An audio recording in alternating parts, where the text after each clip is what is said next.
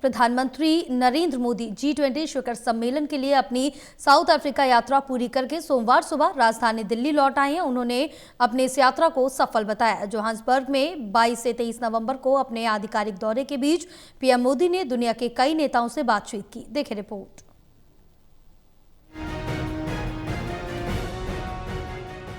प्रधानमंत्री नरेंद्र मोदी G20 शिखर सम्मेलन के लिए अपनी साउथ अफ्रीका यात्रा पूरी करके सोमवार सुबह राजधानी दिल्ली लौट आए। उन्होंने अपनी इस यात्रा को सफल बताया। जोहान्सबर्ग में 22 से 23 नवंबर को अपने आधिकारिक दौरे के बीच पीएम मोदी ने दुनिया के कई नेताओं से बातचीत की। अमेरिका के बहिष्कार के बावजूद नेताओं ने G20 घोषणा पत्र को मंजूरी दे दी। ये बहुध्रुवीय विश्व में विकास, जलवायु समेत अन्य मुद्दों पर सुधार के नए सिरे से एक होने का संकेत मिलता है। इसमें शामिल देशों ने वैश्विक निष्पक्षता, बहुपक्षीय पुनर्गठन और सतत विकास पर केंद्रित 122 पॉइंट वाले दस्तावेज को मंजूरी दी।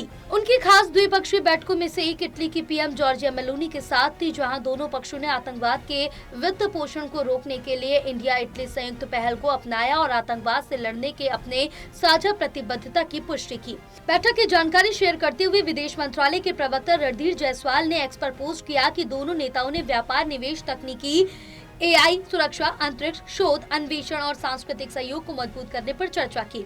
उन्होंने कहा कि दोनों नेताओं ने संयुक्त रणनीतिक कार्य योजना 2025 से 29 पर हुई प्रगति पर खुशी जताई और 2026 में भारत में उन्होंने होने वाले AI समिट के लिए पीएम मेलोनी के मजबूत समर्थन पर गौर किया। पीएम मोदी ने G20 समिट के तीसरे सेशन को भी संबोधित किया, जिसमें सभी के लिए एक सही और न्यायपूर्ण भविष्य का पक्का करने पर फोकस किया गया। एक्स पर पोस्ट कर उन्होंने कहा कि चर्चा जरूर मिनरल्स और AI जैसे जरूरी सेक्टर्स पर केंद्रित थी। उन्होंने इस बात पर जोर दिया कि भारत वित्त संचालित या एक्सक्लूसिव के बजाय मानव केंद्रित, वैश्विक और खुला स्रोत तकनीकी को बढ़ावा देने में विश्वास रखता है।